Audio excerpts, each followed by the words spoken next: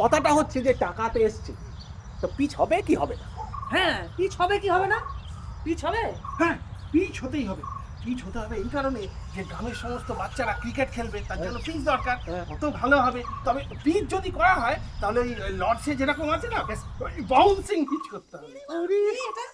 আরে আমি আমি বুঝি বলছি, ব্যাপারটা হলো গভর্নমেন্ট থেকে আমাদের গ্রামে ওই মাটির রাস্তা ওই পিচ করার জন্য টাকা এসছে। এবারে টাকা এমন একটা জিনিস জলের মতন, হ্যাঁ, কোন আঙুল দিয়ে ফক করে বেরিয়ে চলে যাবে, কেউই ধরতে পারে না।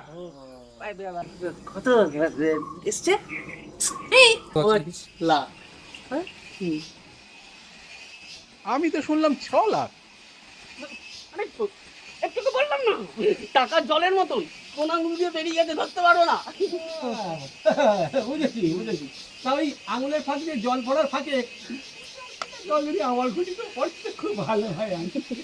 হচ্ছে যে ঘটে ঘটে জল ঘটে, কিন্তু আমি কিন্তু এটা একদম একমত নই।